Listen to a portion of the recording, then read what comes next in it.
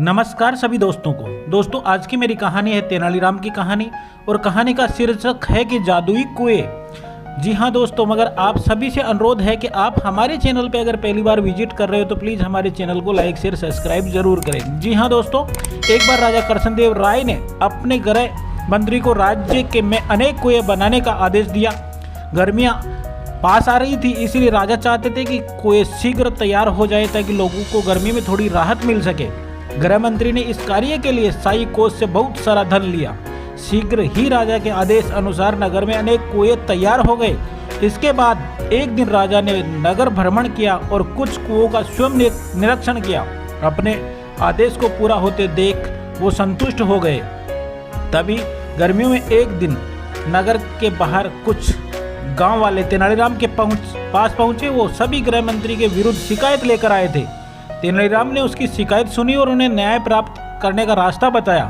तेनालीराम अगले दिन राजा से मिले और बोले, महाराज मुझे विजयनगर के कुछ चोरों के होने की सूचना मिली है, वो हमारे कुएं चुरा रहे हैं। इस पर राजा बोले, क्या बात करते हो तेनाली, कोई चोर कुएं कैसे चुरा सकता है?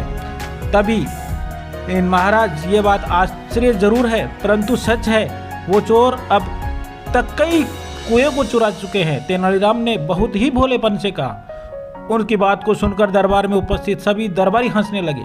महाराज ने कहा, तेनालीराम तुम्हारी तबीयत तो ठीक है? आज कैसे बेकी बेकी बातें कर रहे हो? तुम्हारी बातों पर कोई भी विश्वास नहीं कर सकता।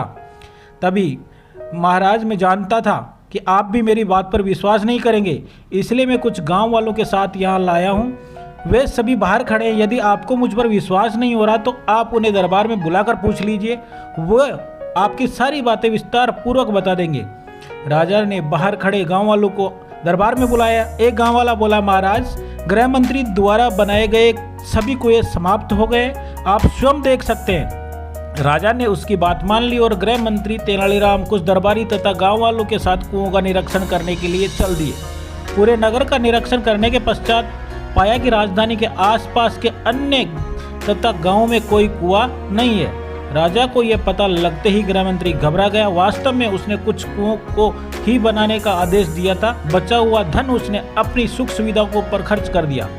अब तक राजा भी तेनालीराम की बात का अर्थ समझ चुके थे। वह गृह मंत्री पर क्रोधित होने लगे। तभी तेनालीराम बीच में जोर से बोल पड़ा, महाराज इसमें आपका कोई दोष नहीं है।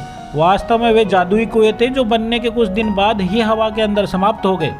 अपनी बात समाप्त कर तेनालीराम गृह मंत्री को देखने लगा। गृह मंत्री ने अपना सर शर्म से झुका लिया। राजा को गृह मंत्री को काफी डांटा और उसे 100 और कुएं बनाने का आदेश दिया। इस कार्य की सारी जिम्मेदारी तेनालीराम को सौंप दी। जी हाँ दोस्तों, इस कहानी से हमें ये शिक्षा मिलती है कि कभी भी अपने कर्मचारियों के ऊपर आंख बंद करके विश्वास नहीं करना चाहिए, जिस प्रकार से राजा ने किया अपने गृह मंत्री पे।